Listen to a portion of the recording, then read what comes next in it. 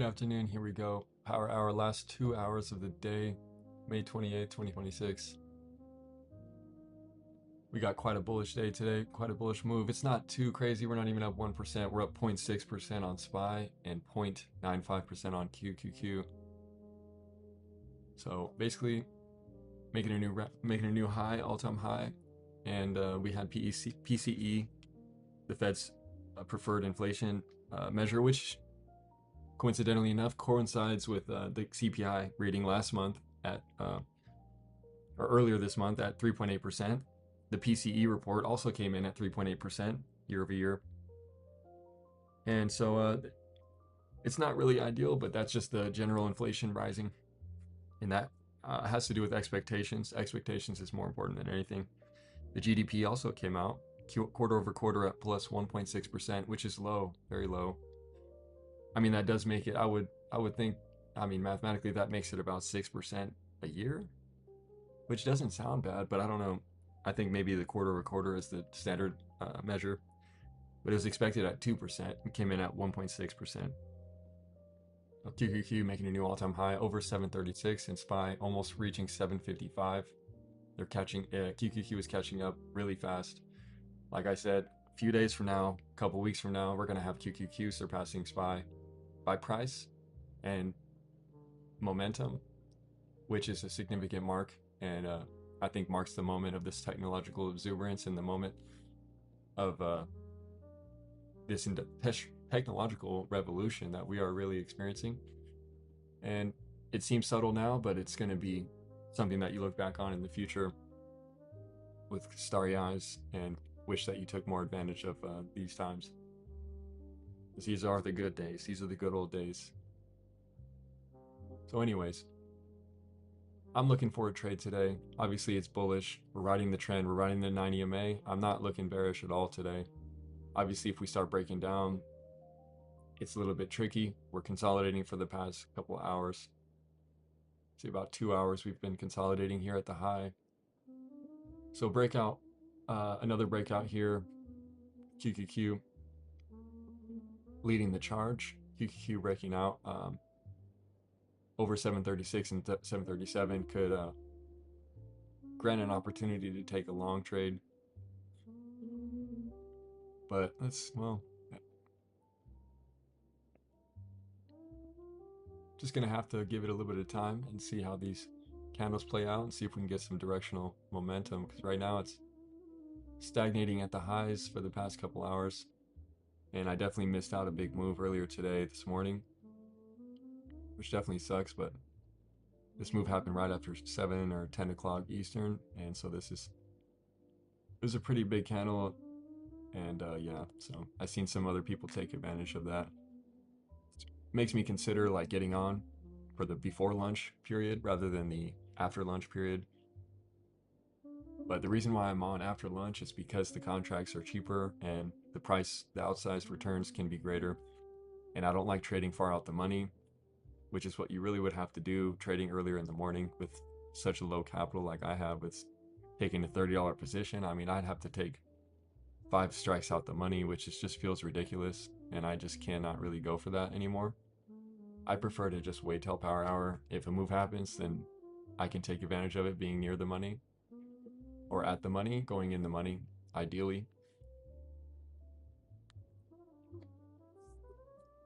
But I really just don't want to have to trade out the money and risk my few trades on that type of prediction or bet. It's just not something I'm interested in. So it's something I'm considering is changing the hours, but also I think I only have a couple of days per week that I'm able to trade. So I'm very limited. I'm not really able to do much other than 2 days per week. And so I'm choosing to trade power hour because the volatility presents itself during that time. And when it does, the opportunity grants outsized returns, which is what I'm looking for. And I need to stay consistent with my entries and exits, or with my management, specifically the risk management side of things. So right now we definitely been holding up this support level right here, which we're holding intraday for the last few hours, so and we're starting to get a rally up into the top upper range, somewhat breaking out, consolidating here. Looks like it could go for another leg higher, and I would definitely want to participate in that. But for now, just got to give it a little bit of time. Peace talks are pretty decent, but it seems like, you know, they need more time still, which they keep saying they need more time, and oil's still holding above or below 90, which is pretty good.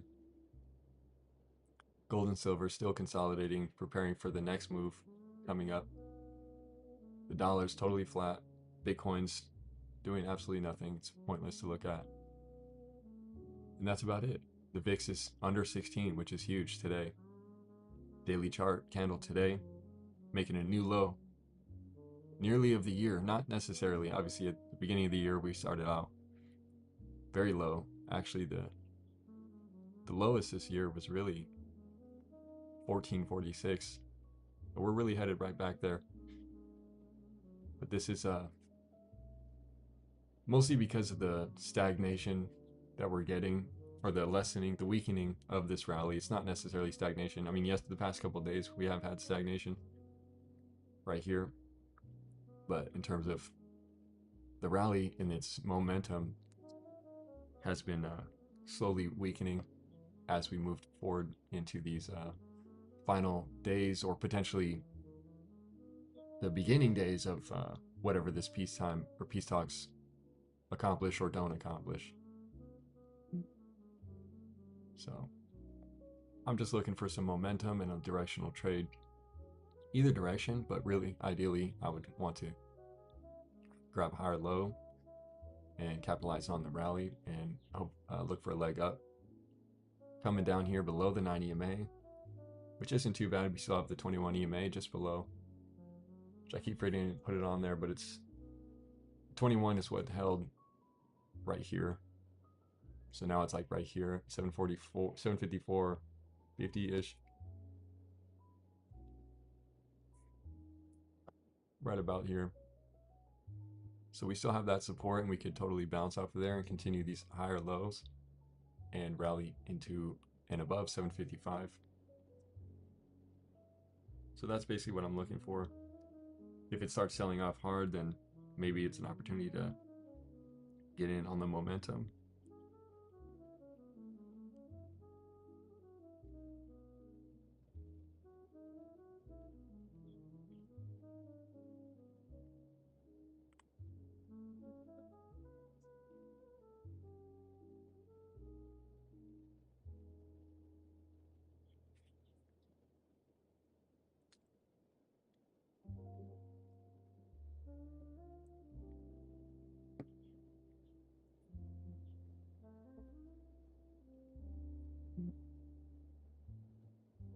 All right, so before I actually take a trade, let me go ahead and do this quickly. I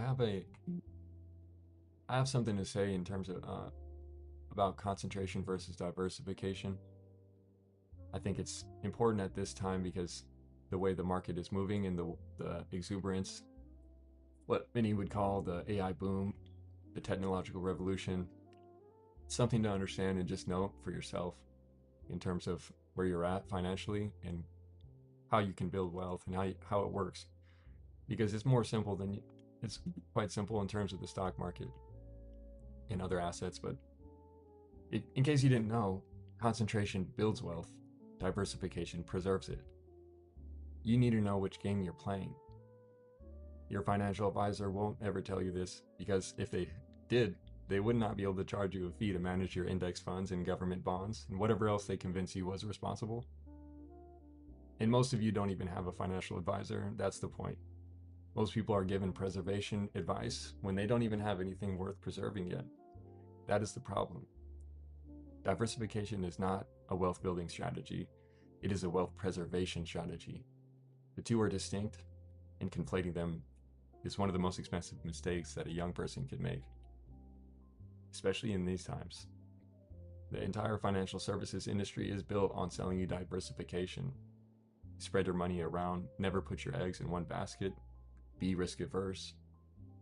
While these sound like wisdom and they feel like caution, they're actually just a sentence. If you're 25 years old with $40,000 in savings and someone puts you in a diversified portfolio of bonds and international equities and commodities and real estate investment trusts, they have not protected you. They have limited you. They have taken your one real asset, which is time, and neutralized it. Time in the market always beats timing the market. There is no crash coming. There will be no failure that you cannot learn and recover from.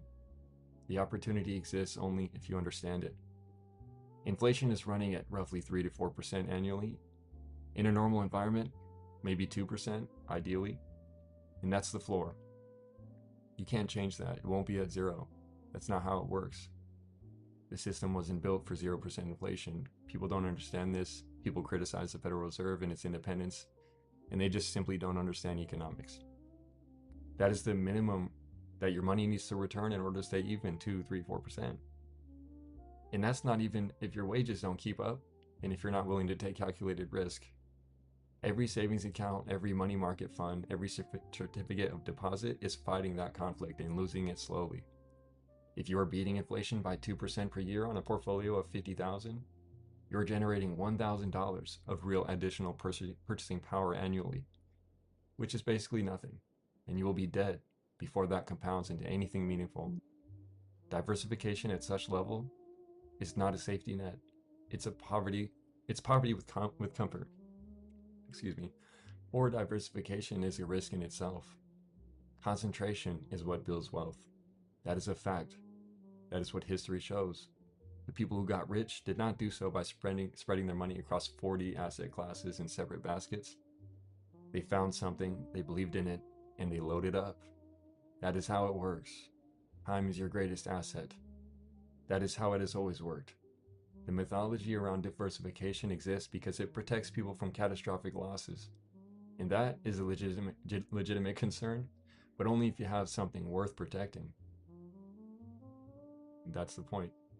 If you're 30 and you have $100,000 and you lose 50%, you only have $50,000 left, well, that's recoverable. You're still young. The clock has not run out. But if you're 40 years old and you spent the last 15 years in a diversified moderate risk portfolio earning 6% annually with inflation averaging 3%, you've effectively earned 3% real returns on what was never enough capital to begin with. And now you're sitting on maybe 250 grand, wondering why that math doesn't make sense. That is the actual cost, not a market crash and not a recession fear. The slow grind of playing the wrong game forces your hand. Just think about what you had missed. Between 2013 and 2023, the S&P returned over 200%. Nvidia returned over 6,000%. If you had taken $20,000 at 30 years old and you put it into a concentrated technology exposure, not because you were reckless, but because you understood that we were living through a technological revolution in real time, you would have retired on that one singular position. But someone told you to diversify. Someone told you to balance your portfolio. Someone told you that bonds are safe. Bonds. When you're 30 years old and the most transformative technological build-out in human history is happening right in front of you, someone told you to buy bonds. Maybe someone should have told you to buy gold, silver, or copper. It would have worked out much better. Everyone touts them as safe assets. Yeah, of course they are. Better than bonds. Forget 5% over 30 years. That's what I'm saying. There is a word for what happens when you miss compounding in your 20s and 30s. The word is irreversible. Compounding is not forgiving. Wealth creation doesn't care about your feelings, and neither does the market. It doesn't give you a second chance. That's why time is your greatest asset. The mathematics of it are brutal and beautiful at the same time. A dollar invested at 25, growing 15% annually, becomes $66 by 65. But a dollar invested at 45 at the same rate becomes only $16. That 40-year-old has not lost $50. He actually lost the ability to ever recover. You understand that? You cannot hustle your way back from missing 40 years of compounding unless, and only if, you start a very successful business where actually the facts are that 90% of businesses do fail. Trading, it's totally different. 90% of people quit and give up. It's not that they fail, they switch to investing and they still become profitable in the long term. The only correction is to take more risk per dollar with what you have left, which is exactly what concentration means. Now, who's this for? Well, if you have $10 million, you should diversify, actually. And if you have 5 million, yeah, diversify. Even at 1 million, there is an argument for more of a defensive posture, depending on your income, your obligations, and your age. Preservation becomes rational at the point where you have built something that a market crash would actually damage at a civilizational or familial level for your society or your household, your family. Most Americans are not at that point. According to the Federal Reserve's most recent survey of consumer finances, the median American household has less than $80,000 in total financial assets. The median. That's not the bottom, that's the median, the middle of all. It's like a 90-10 split of people who have wealth and those who don't. There are people being counseled into conservative, diversified portfolios, people who cannot afford to preserve anything yet because they have not built anything to preserve. The advice they are receiving is not wrong in principle. It's simply addressed to someone who doesn't exist there at that moment. Now, if you're under 50 and your net worth is under $1 million, you're in an accumulation phase. Just accept it. Your job is not to protect capital. Your job is to create more of it, which means concentration. That means tolerance to volatility, acceptance. It means being willing to watch a position drop 30% and not flinch. Because when you're not playing a preservation game, because you're not playing a preservation game, you're playing the growth game. And growth is not linear. And it isn't always comfortable. And it doesn't feel responsible on the days where the market is down. On those days, every instinct you have will tell you to diversify, to hedge, to rotate into something safer. And those instincts most of the time are wrong. That's all I'm saying. Your instincts are expensive. The technology sector is not a bubble, simply because it is appreciated dramatically. A bubble requires disconnection between price and fundamental value. NVIDIA is generating real revenue from real infrastructure that the entire global economy depends on at this point. Microsoft is generating real revenue from cloud computing that is now the backbone of modern enterprise. Apple generates more profit than most countries produce in GDP. These are facts. These are dominant franchises in the most economically significant sector in modern history. Treating them like tulip bulbs from the 17th century because they have appreciated it a great deal is a categorical error. If anything, the people who called it a bubble in 2016 and diversified away from it are the cautionary tale, not the warning. Don't become Michael Burry, patiently waiting and seeking the market top. There is no market top. Understand that. It's all mathematical. There is a way of thinking about money that the financial establishment does not teach, which is the difference between volatility and loss. Volatility is a temporary function, while loss is a permanent destruction of capital. These are not the same thing.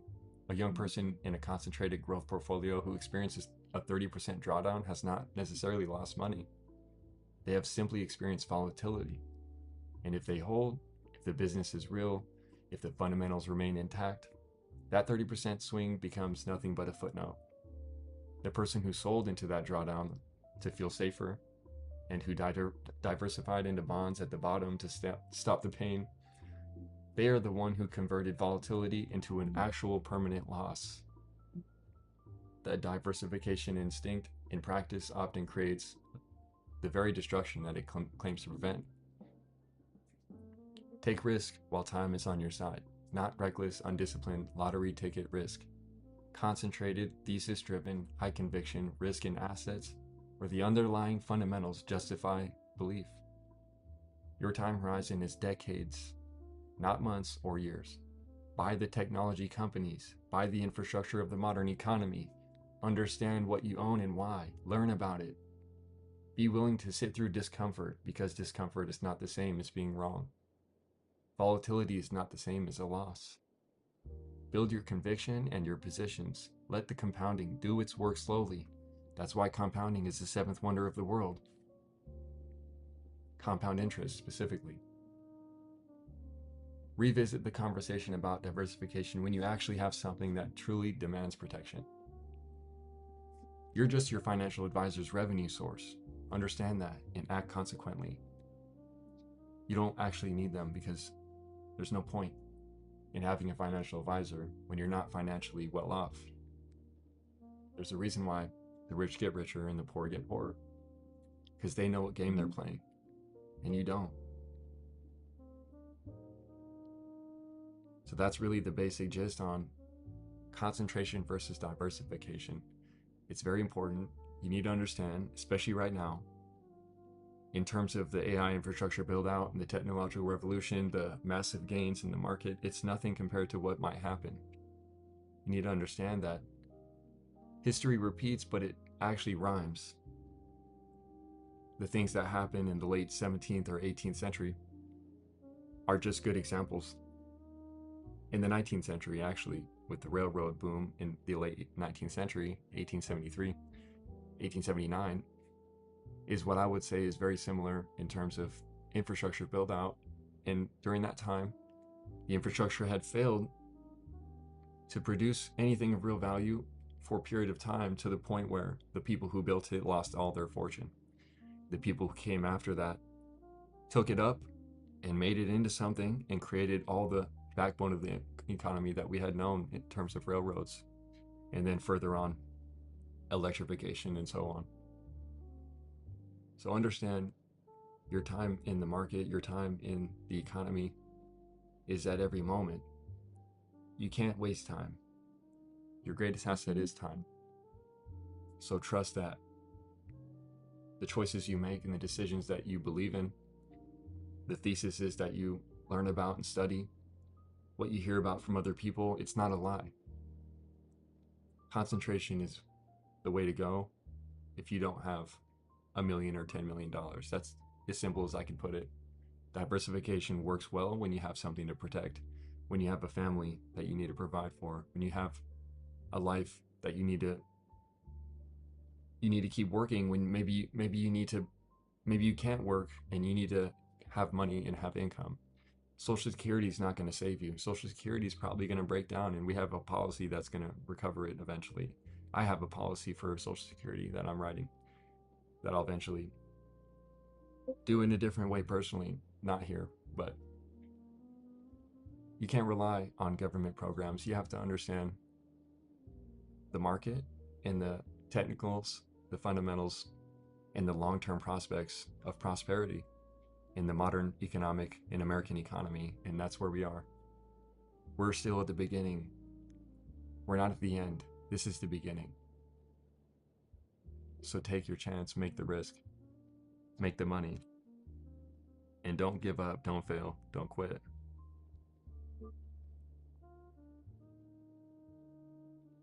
So that's really all I have to say about that in terms of concentration and diversification. It's very important.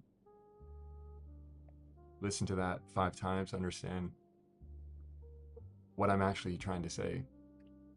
It's really very simple though, so I'm sure you understand.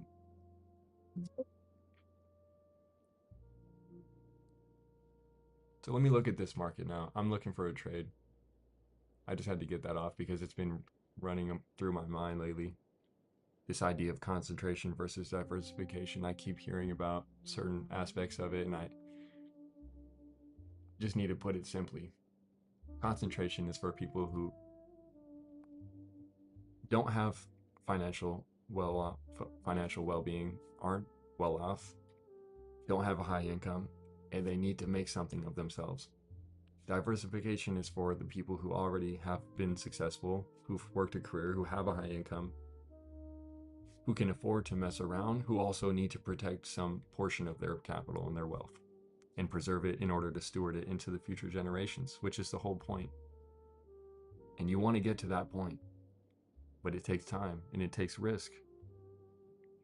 And everything is a risk.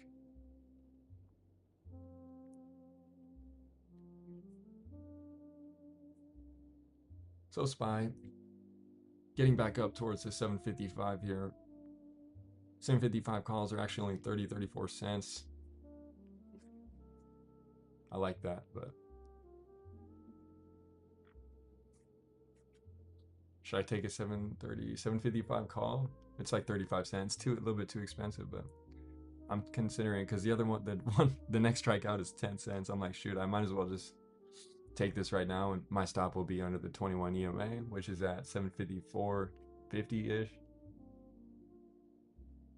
But then if I take that trade, then it kind of makes it a little bit more difficult to take a second trade if I needed to, because my account is currently only at $61.78. So if my account's at $61.78, I realistically can only take 2 trades that are $30 each. Barely I could do that. So if I can get this contract for 30 bucks, I may take it here. But I don't know. Let me look at this 2-minute chart. We're coming into the 21. I would like to take this and just capture a higher low here and go for the higher high. But as soon as I say that, we start getting this red candle. So let me see. Both the at the money contracts are the calls, 755 calls are 29 cents. The 754 puts are 26 cents. So ideally, now on the 5-minute chart, we have the support of the 21, which is actually at 754.50. So that would be the stop area. So that would be where I would want to stop out if it were to sell off. Let me see, we come down a little bit. I may take an entry here just to take the call because I think we can definitely go for a new high. If it breaks down the 21, then obviously we haven't broke the 21. We haven't closed a singular candle the entire day under the 21 EMA. It's too bad I don't have it on this chart because you would be able to see the closest we got was right here, and we still closed above the 21 EMA on this candle here, these 2 candles. So I would actually want to take the call right here. So I'm going to see if I can take it. I don't know if it'll. Let's see. Let me just, I'll just mark it in right here, and I'll keep the stop loss where it's at. So I got a 755 call right here for 29 cents actually. So I got the right price. 29 cents, 755 call. My stop loss is under 754.50, or just the, like I normally would do, a $20 loss. And I'm expecting this to actually hold up the 21 and the 9 and then push higher, break 755. QQQ is barely riding the 9 as well. So I'm looking for, I'm just buying the higher low right here, and I'm looking to capture a move into a new high day. We have not closed a singular candle below the 21 EMA, so that as long as that remains, this trade will be fine. And we will cross 755 into profit. So that's basically it. So we'll see what happens here. Hopefully I don't get violated, but it could definitely happen. It's happened yesterday, but whatever. I got the trades, break even, whatever. We're at 74.60. We just need to hold the higher low here, and then we can break out this consolidation. Obviously there's no momentum yet, but taking an early entry just to be in the trend and be above the trend. So if the trend breaks, it's pretty obvious, but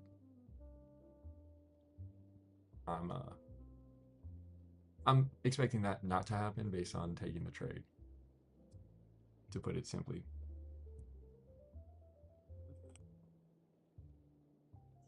I gotta go get my Celsius. I'll be right back. Gotta get my Celsius. See where this is at. About 30 seconds.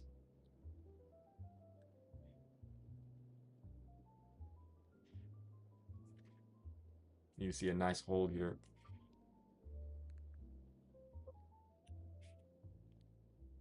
It would be pretty funny if I took a trade right there and then we break the trend instantly. It's hilarious.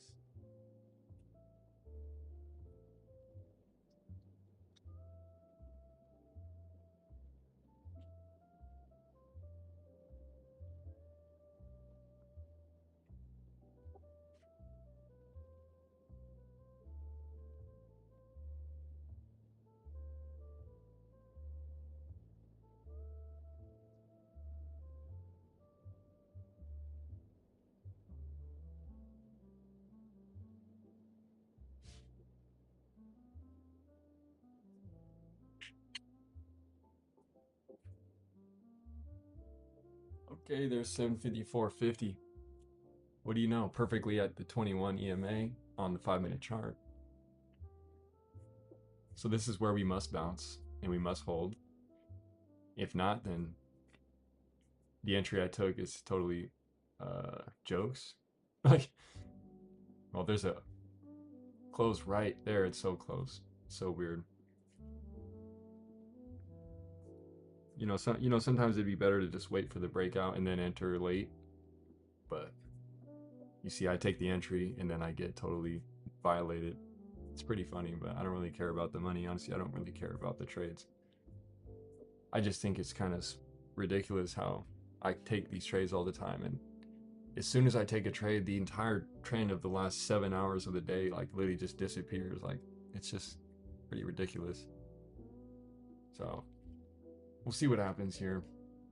We're now below the 21 EMA, which literally has not happened today on the 5-minute chart until the last 5 minutes after I took an entry on a call. Like, how ridiculous is that? Genuinely. Down 15%. It doesn't really matter, but I just find it so ridiculous that I get on at 11 o'clock or 2 o'clock Eastern for the last 2 hours of the day, 2, 3, and 4 o'clock. And I just end up in like the worst low probability environment possible. Like, but then if I try to get on at before lunch, the contracts are like 5 strikes out the money for a $20, $30 contract. It's like, I just don't understand how people do that and how people can. I mean, I can't tolerate that with the amount of capital in my account. I just can't. I can't tolerate taking a 5 strike out contract. It's just impossible.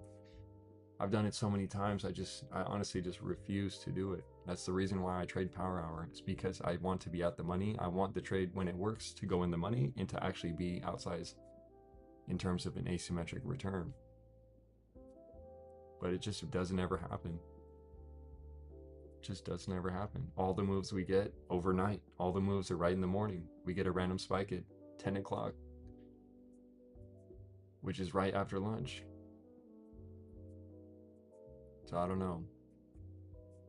I don't really care. Like, I really don't care about the account in terms of losing money on the account and letting it go back to zero and resetting it again, because these trades just like really speak to me, and I feel like they're telling me something, and I really don't like what it's telling me, but it's telling me something negative.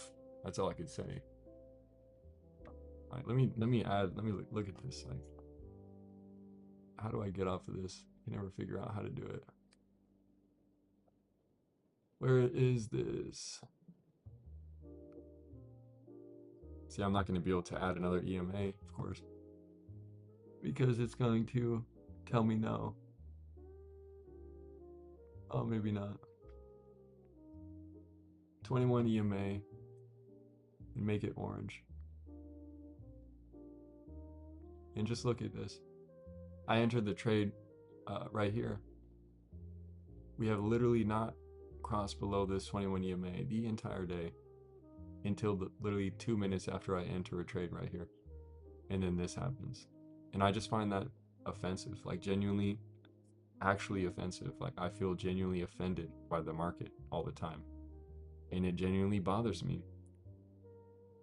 That's the hardest part about trading. It's like, you could feel so offended by the market and these candlesticks and losing money that it's so easy to quit. It's so easy to be part of the 99% who just quit and just like. But I've been doing this for 6 years, so like, I really feel like I become like at a loss for words when it comes to these trades that I take. Like, I just don't understand. I might be a total retard, to be honest. That's all I can say. Like, that's what it's telling me. It's like, I'll be happy about making $20 and then the next day I lose the whole account. It's just like, what's the point? I'm tired of this. I'm tired of going in circles. I'm tired of it. Like, genuinely, I'm beyond tired of doing this. It's just, I have to work 5 days a week, and that means I can only trade 2 days a week. Luckily, I work the weekend, because if I didn't, then I would be able to trade 0 days a week, working 7 a.m. till 5 p.m. It's impossible to actually become a trader and become profitable when you have to work a job 9 to 5 Monday through Friday. I don't know about you, but and then like swing trading with $100 is impossible. Never gonna work out. So I don't know. The market just really bothers me, and I'm slowly getting to the point where I just want to take another break and just stop for a while, because it is genuinely offensive to just get violated by every time I enter a trade. The whole trend shifts, the whole structure breaks down, like everything just reverses. Like I just can't believe it, honestly. Like it really, really can't really believe it. So that's basically where I'm at. You know, it's an hour and 20 minutes left. Just see what happens. I'll just let this contract ride.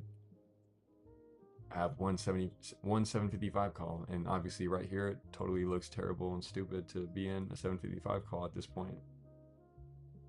I could have easily took the put. It was even cheaper, but of course I didn't, because of one specific reason, which is the 21 EMA. So like, why do I even care about the 21 EMA when it never helps me? It does nothing for me. We're so elevated above the VWAP. How am I supposed to go short? Like, just how? How am I supposed to go short when we're $3 above the fucking VWAP?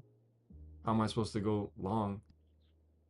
How am I supposed to know that we're going to break the 21 EMA 2 minutes after I enter a call, when we have not broken below it one singular time the whole entire day, since 6:30 in the morning till 12 o'clock in the afternoon, or 9:30 for Eastern time, and 2 o'clock, 3 o'clock, an hour before the close? Like, seriously. These are the things that cause me to be an indefinitely unprofitable trader, and it really, really, really hurts me mentally and physically and emotionally. And yeah, you can't have emotions in the market. I don't really have emotions attached to my account or the chart itself, but like, just the things that do happen just surprise me, and I just feel like there must be something wrong with me, not the market. There's something wrong with me, seriously. That's all I could say. Anyway, we'll see what happens.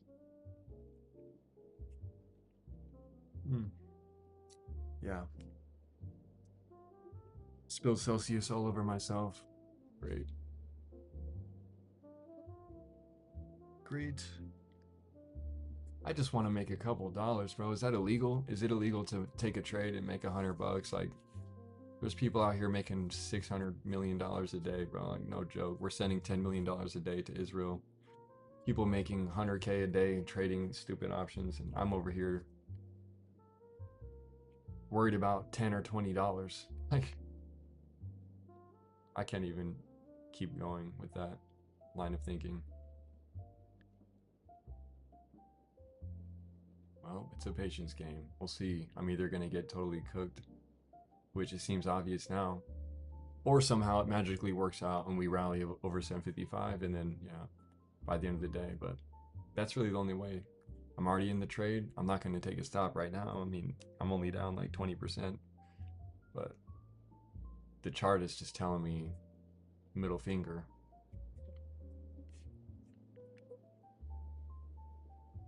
Yeah, it's just unreal. It's unreal. Unreal. Man, just honestly just can't believe it sometimes. Like, day after day after day,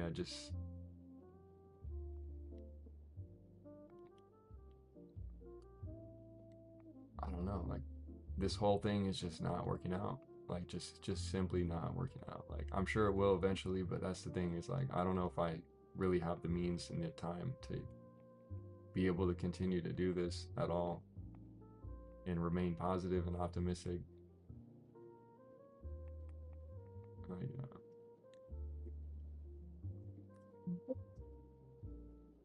Yep. So that's the market. It's just terrible for me, great for everyone else. You know, day trading options is great for everyone else, apparently, but it's terrible for me. I don't remember the last time I mean, I've never literally, I've been trading for 6 years. I've never pulled a singular dollar out of any account ever to my bank account. Not one time, never. It's just pure siphoning of my money. Just I throw money into the market, I put it into my trading account, just siphoned off permanently. Like there is no recovery. There is no nothing. It's just failure after failure after failure after failure for 6 years straight. It gets to the point where you just question everything about life and question yourself and you question everything and you just want to pull the plug. That's all I could say. But I'm so tired of trying to do this. It's just not even enjoyable because I just lose over and over and over and over and over. Like,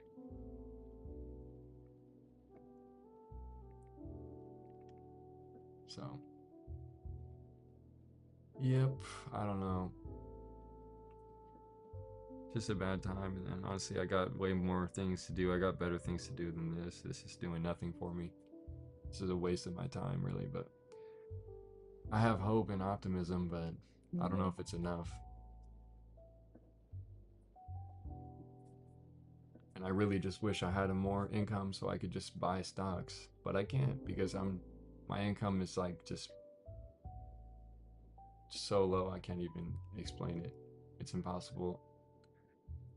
It's impossible to save money anymore because my bills are up so high at this point and my income is literally not keeping up with the price of everything. It's so bad. The wage price spiral is so real. I make minimum wage, rent's like 1900, car insurance like 300. I haven't been in a car accident in 5 years. And there's people who are 20 years old paying less car insurance than I do, and I'm almost 30. Like, it's ridiculous, man. Everything in life feels offensive to me at this point. And that's just life. You just have to deal with the fact that everything sucks, and most people will never be successful. And that's what I'm trying to say about concentration versus diversification. Most people will never make it happen. It's the sad truth. Most people are here and gone the next day, and then they're just here to provide labor, waste their time on things that they actually don't care at all about. And next thing you know, the things that they do care about fail too. And then what are you supposed to do? That's the question that I want answered. What are you supposed to do when the things you actually want to do just fail for a decade? What would you do? Would you quit? Would you keep trading after 6 years of failure, losing 100K when your income is 20, 30K? I don't think you would. I think most people would quit a long time ago. And I genuinely don't know why I still do this. Well, because I know it's possible to make a lot of money, but it just never happens for me. I see people on the timeline making 100 racks in a singular day on a singular trade, and I just can't even imagine. I literally can't imagine it at all. Like, there's not a single thread in my brain that could imagine what that would feel like or how that would change things for me. Like, even a tenth of that, like, it's just unbelievable. And so my motivation just dries up day by day. So I don't know, maybe I'll have a breakthrough before, but probably not. So just here to document my failures so I can eventually learn from them one day, decades from now, probably. That's just the way life works. It's very rough. It's not really fun. And I don't have any friends to talk to about this kind of stuff. I don't really have anyone who actually cares about finance or business or anything. I don't have any real friends. I don't have any positive relationships. And yeah, it just gets worse and worse. Not to be a doomer, but I really am. At this point in my life, like, there's almost literally nothing to be positive about. And I'm just being genuinely honest. I'm sure a lot of people could probably relate to that. It's just true. So, and because of that, I don't even want to spend time with my family. I don't want to talk to them about things because they don't understand. So it's like you just get abstracted from everything good in life and you get depleted and destroyed every single day. It's just so depressing. And trading is not the only thing I do. I do a lot of other things, and none of it works. None of it works out. Everything fails. I've never seen success ever. And that bothers me so much. I believe the opportunity is here, but I can't take advantage of it. I've been doing this the whole 3 months I've been trading. It's like the market's just rallying day after day after day, and I can't capitalize on it. I can't afford to. It's what happens when you're broke. You can't afford to make money. It sounds ridiculous, but it's actually true.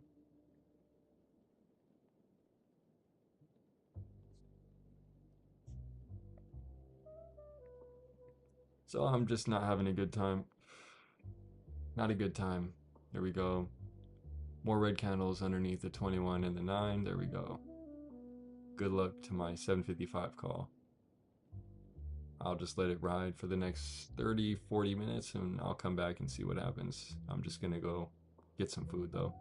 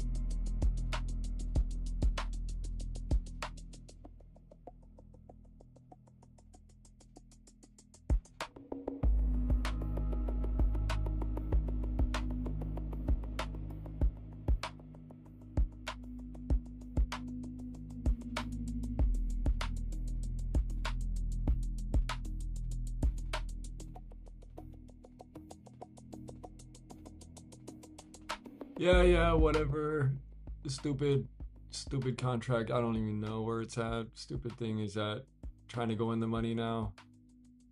I'm not surprised at all. I really don't. It doesn't really matter too much, but just had to go eat some pasta that I made yesterday. Well, if it doesn't go significantly in the money, I'm gonna let it go. Like that's where I am today. If this trade doesn't actually literally go deep in the money by like 50 cents a dollar, if we don't make it up there, then the trade won't work out. I'm not even gonna look at the option contract that I have, the 755. I'm not even gonna look at it unless we hit 755, 40, 50. Like it's just pointless. I won't even look at it until we actually go on the money. So this really means nothing. We touched 755.05. Yeah, we went in the money by 5 cents for like 2 seconds. That doesn't even matter. I'm not excited by that. It doesn't mean anything. 20 bucks, 30 bucks, whatever, man. I'm losing $20 out of $30 on every single trade, 67%, which means I need to make $20 or $40 at the minimum on the upside when the trade works.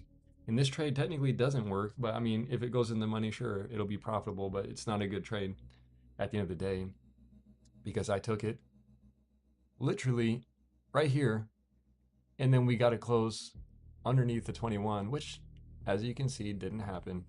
I mean, it did happen in very beginning of the morning, but I mean, once we got this candle, we're just riding the trend. This consolidation underneath the 21 and the 9 is the problem, and it invalidated the whole entire trade. Obviously, you wait for kind of like this to close or this one, then you enter. That's the late entry. You enter here as we break the new high, and then you can actually have a trade that works in your favor relatively quickly. That's the point of late entry, early exit. That's my whole strategy is to take a late entry, early exit. I'm risking 20 out of $30 per trade, which gives me the ability to take several trades. But if the trade doesn't have an outsized return, if we can't go in the money, which is the whole point of why I trade in Power Hour, because like I said earlier, if I trade before lunch, I have to go 3, 4, 5 strikes out the money.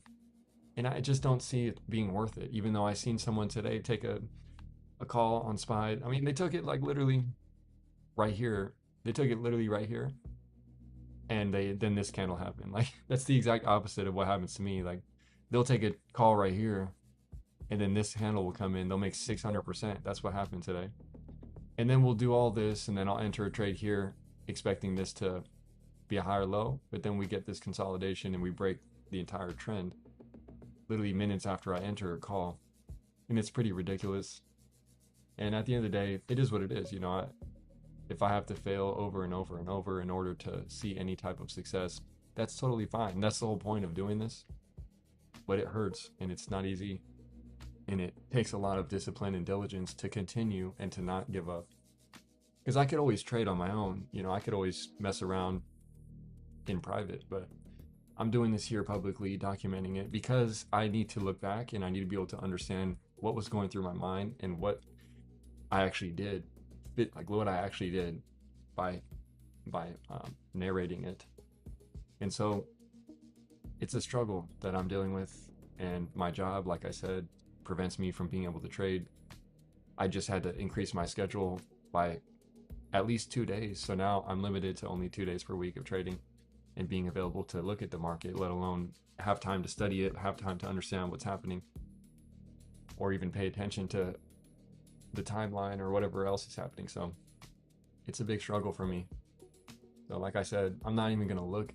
I still have the 755 call, and I don't really care until we go in the money by, going in the money means like the break even's probably what, if I bought a 755 call and I paid $29 for it, then in the money would technically be above 755.30. So if we get above 755.30 with momentum, then maybe I'll look at the contract and maybe I'll look for that outsized return at minimum $40 in profit. If not, then I will let the trade go to my stop. I will stop out at break even or whatever it might be. If I was trading futures, it'd be much easier. But you need thousands of dollars to trade futures. And, I don't believe in prop firms. I think prop firms are prop slop. I know it's possible to make money doing it. I've tried it before. I understand a lot of people are shilling it these days. But I think prop firms is the same thing as a paper account. You should treat it that way. It's a great way to learn and practice. But I'm doing the same thing, but with $50, $100. Like if I lose it, who cares? Like I make $50 in a couple hours at work. But that doesn't mean that I make a lot of money. I don't make very much money at all. I make $2,000 or $3,000 a month, which is not even enough. It's just not. I'm struggling. I'm in credit card debt. I have other personal loans, not very big, a couple $100 or whatever. They're just short-term loans, payday loans, whatever. Like I'm always going through this type of cycle where I'm constantly pulling money from here to put it here and then cycling it around because I can't afford to thrive or survive on my income. And for 5, 6, 7, 8, 9 years, I haven't been able to increase my income at all. I used to make $15 an hour minimum wage like 7 years ago. Now I make 24, 25 maybe. But that's just, it just doesn't do it. It really makes no difference. I probably work less hours than I did then. And I'm trying to work more hours. I'm trying to work more, but the job that I have is really bad for me mentally and everything. I'm not going to lie. It's a really bad experience, bad gig for me. But I have to do it anyways, and I can't find a better opportunity in my job market, my local area. There is very much nothing. There's no tech companies, there's no finance companies, there's no AI companies, there's nothing. I have to work at a warehouse, or I have to work at McDonald's or Subway or Taco Bell. I've worked at every single one of those places, and I've done all of that. None of it really works. It's all not very useful in the long term. And if I could just make more money, then I wouldn't complain. But I don't make enough money, and I can't get a promotion. I'm stuck in a dead-end job with no promotion possibility. It's not possible to get promoted. I'm in a franchise, a subcontractor. Like, I don't even work for the company directly. Like, there is no way that I can have an upward trajectory. And that's what I've been missing for 5, 6, 7, 8, 9 years. I have been missing an upward trajectory. And over the past 6 years, I've been investing. And then I started trading penny stocks. I started trading OTC stocks back in 2019, 2020. And then I hit AMC and GameStop, and I made a bunch of money, and it was great. But then eventually, I lost it all quickly. And I kept doing the same thing over and over and over for the past 3, 4 years. And I started to come to a consensus of what I need to do and how to strategize and how to be systematic and stop being undisciplined. And I'm working on that now. But to be honest, it's the same struggle as 5 years ago. Nothing really changed. I have less money. I have less means to do anything. I have less time. And I have less motivation these days, especially because I've just continued to lose and my accounts are still negative, way negative all-time high. One of my accounts alone is like down 40,000, 30, 40,000 all time just on Robinhood. Just one of my accounts on Robinhood. I have 2 accounts on Robinhood. I have a Charles Schwab account. I have a Webull account, and I have 2 Fidelity accounts. I have like 3 Roth IRAs. I hate to say that because you're not supposed to do that, but I did it by accident. I'm trying to figure it out in the back end, but yeah, there we go. Big red candle right as we get to 755.15. I'm not surprised, and I really don't care. I will gladly lose the trade. I will gladly take a full max loss today, and so be it. I might as well, I might as well just buy another contract. You know what I mean? While we have this dip here, and just grab another contract. I mean, it's not 30 cents. It's still profitable. Like I don't understand. Yeah.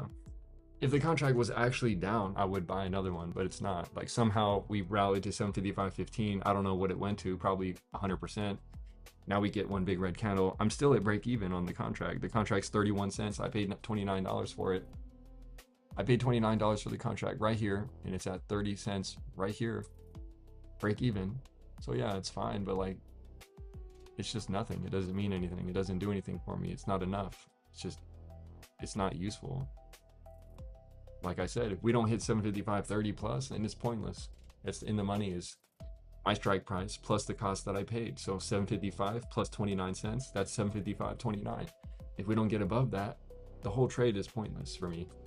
That's the whole point of trading Power Hour. Like I said, I need the contract to go in the money, or else I can't get an outsized return because I'm not trading 5 strikes out the money and capitalizing on that volatility in the Rho Vega. I'm not interested in Rho and Vega. I'm interested in theta decay at the end of the day, giving me the ability to capture a quicker move, faster and bigger outsize, asymmetric returns. So that's what I would expect. And if I have to lose 100 times in order to ever see a $100 trade or a $1,000 trade, so be it. But it will happen, and I will make tens of thousands. I will make hundreds of thousands. I will make $1 million, and I'm going to rebrand this to trading every day until I make $1 million. And when I do, I may just stop. I don't know. It may take 5 years. Who knows? But that's what I'm going to do soon. Probably on, actually, I already thought about this. I'm going to do it on June 2nd.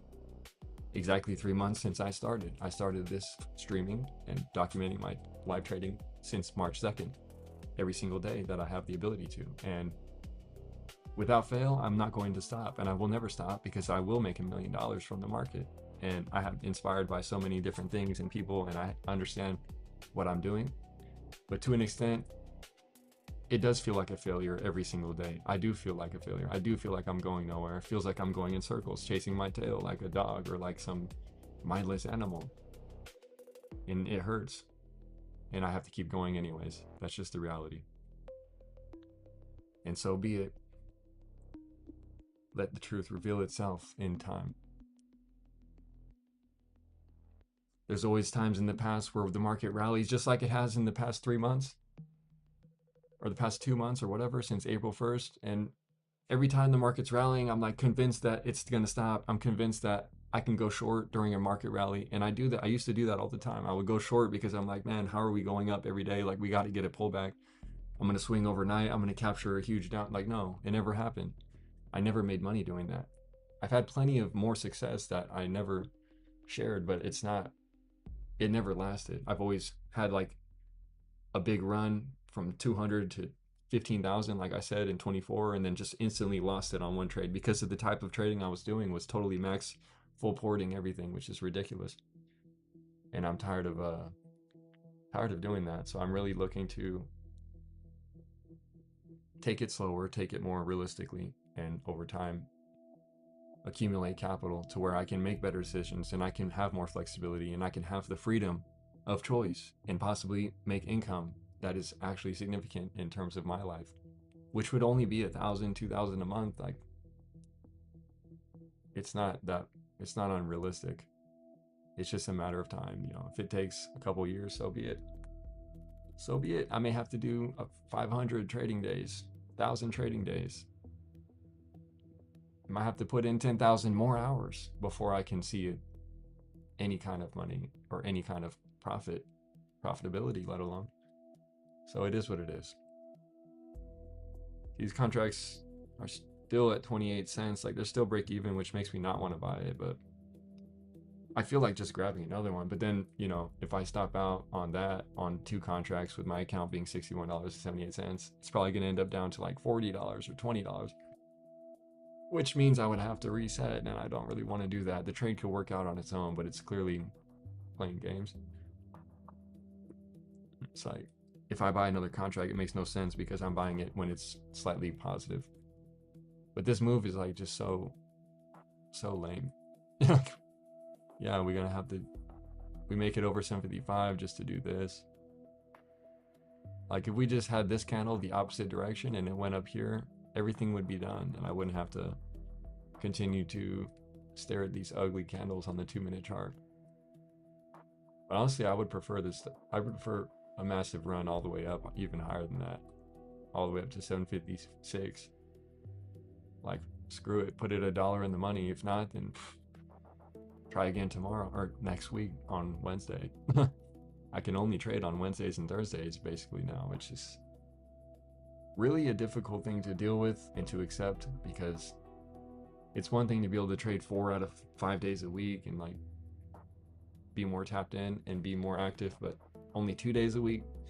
I don't know anyone who's successful trading 2 days a week, and I wonder if there is, who trades 2 days a week and actually makes profit and actually spends the rest of their week working a job or not, just doing whatever else they do, working on their business or whatever it might be. There's a lot of things in life to do that are not trading. But if you have to work a job and you have to continue to try to trade, it's hard to do those other things because your time is just crunched. So I don't really know. I haven't heard about anyone trading 2 days a week and being profitable. I'm sure it's possible, but I'm trying to start from basically zero and scale up the account to something. That's the whole point. I'm not trying to deposit $500 in my account and then be like, okay, I'm going to take $100 trade every day, which sounds great, but I'd rather do that by actually going from a lower amount and scaling it up and not risking everything of my own capital. I'd rather have house money. I want to trade house money, so I'm trying to create it, and I want to create wealth. So I need to continue to take the risk every single day, every single trade that I can, and let it do what it's going to do. So be it if I lose 10 trades in a row. Because maybe one day there'll be a time when I win 5, 6, 7 in a row and things change quickly. That's all it takes is 1 or 2 weeks of success and things can start to change and turn around. And I recognize that. But even with all this, it's hard to stay positive sometimes, especially when you just keep seeing or facing failure and losses. Volatility is one thing, but taking an actual loss, like I said earlier, is a whole different thing. Volatility and a loss is two different things. Volatility is the opportunity, while the loss is a distinct failure that you have to learn from and not repeat intentionally. And really with trading, you just want to simplify it, look at the candlesticks, understand momentum, understand price action and directionality, and probability, most importantly, because it's never about profitability. It's actually simply about probability. So if you focus on probabilities, then in time, things can work out. It's not a guarantee. Nothing is guaranteed. And I don't know, I would rather I would rather swing trade if I had capital, but you know, all these things that I want to do, I can't do because I don't have enough capital and I don't have enough time. So it really is what it is. We just have to accept that. Go back to work and get back to work.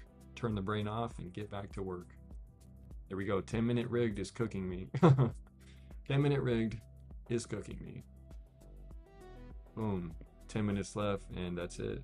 It's more middle fingers from the market right to me. Thank you. Appreciate that. Appreciate that. We could have had one candle that just went a little bit higher and things would have been profitable, but no. It can happen. Doesn't want to happen. The likelihood was there. The likelihood is there. But the outcome doesn't align. Maybe we get an earnings at the close and maybe we spike up. That's all I can really hope for at this point because we close in 10 minutes. Market's closed in 10 minutes.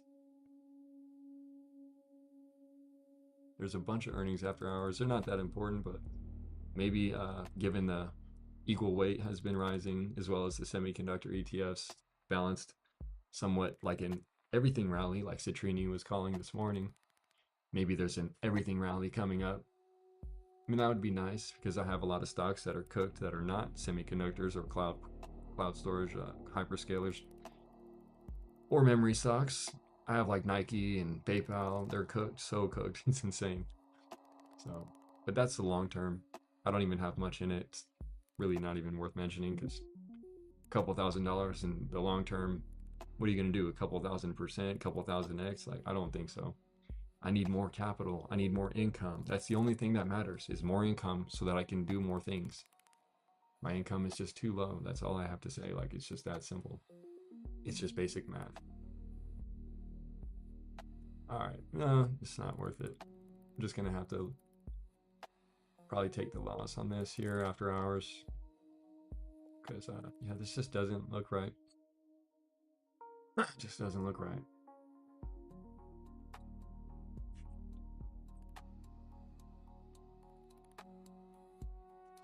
Contracts at 22 cents.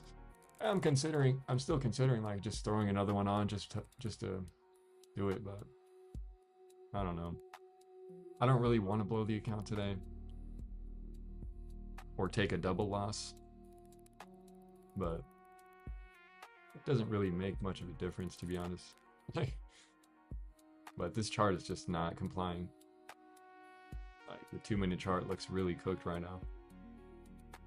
We're about to lose the 21 EMA on the 5-minute chart.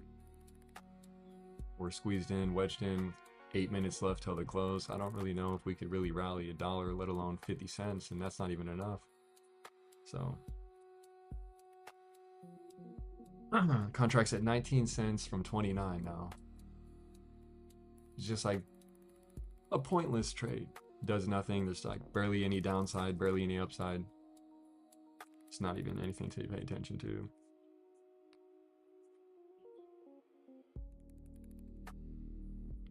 All right, well, let's see if I can just throw another one on just to mess around with it.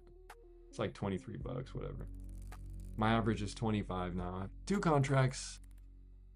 Yeah, I think that even if we close, I don't think it's gonna force me to take a max loss, so that's the only reason why I'm gonna take this. Plus, we got rising volume on the 2-minute chart and 5-minute chart. It looks decent, but you know, I don't really trust it. But I'm still gonna take that. $10 left in available buying power. 2 contracts at 25 cents each. That's a $50 position out of $61. So I'm like damn near full ported, basically. But you know, my stop loss is not necessarily 0, but I mean, we'll just have to see what happens. I can't really do much, and I'm gonna have a lot to deal with over the next 5 days, 7 days till 6-7 days until next week on Wednesday, when I could even possibly trade again. So it's like bullish, and then it's not bullish, and then it's not. So this chart's just doing nothing. So be it.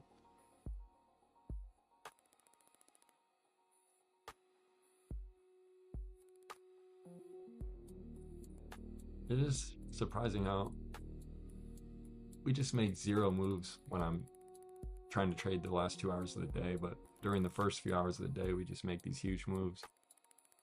I mean, it makes sense, I get it, but I miss when we used to get actual moves in the last hour of the day, and like it would give you an opportunity, but it just doesn't happen anymore.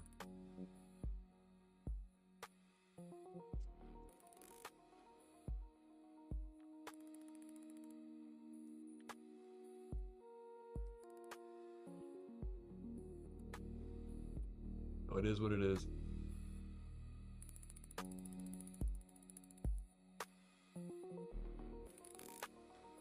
I'll probably take a break anyways for a while, a little bit, a few weeks, maybe a month, I don't know. I got bigger things to worry about. I need to go figure out how to make more income, because it's surely not coming from the market. Definitely not. I honestly don't even want to put another $50 in this account.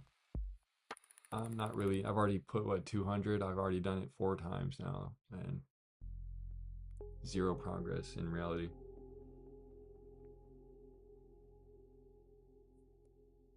So, just pure trickery.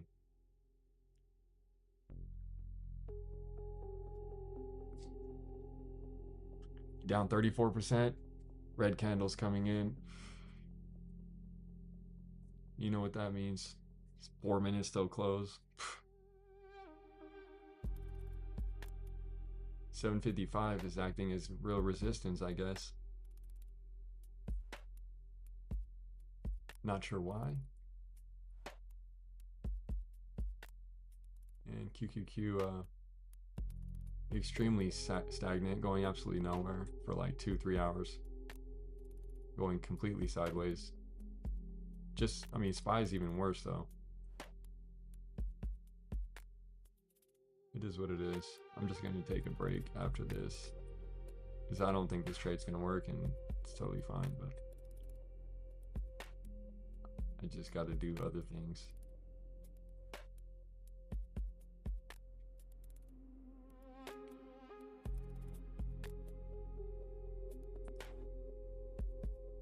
Alright, last few minutes of getting absolutely railed.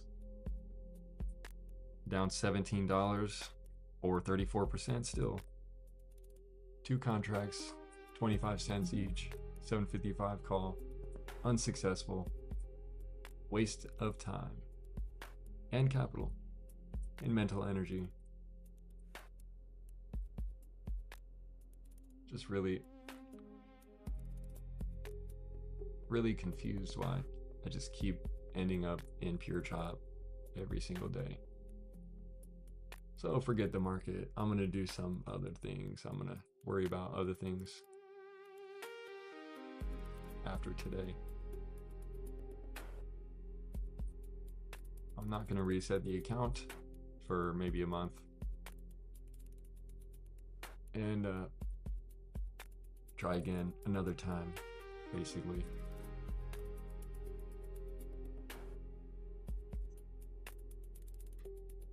basically can't afford to keep trading. So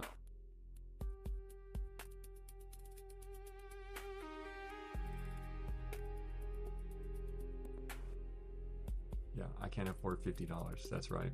I can't afford $50. Can't afford $100, let alone 25. I just can't anymore. That's my situation.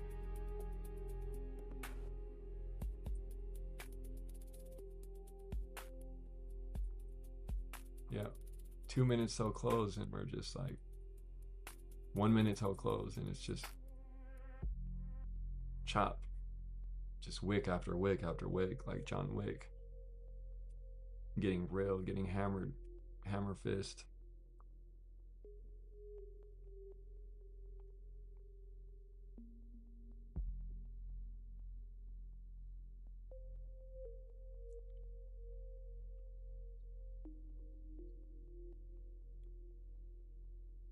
Yeah. I truly just wish I could invest more. That's the reality. I just wish I had enough income to actually invest into stocks that I care about. But I can't because my income is just abysmal. And so that's why I try to trade so I can compensate, but it's doing the opposite. It does the opposite. So that's it. Market's gonna close. See ya.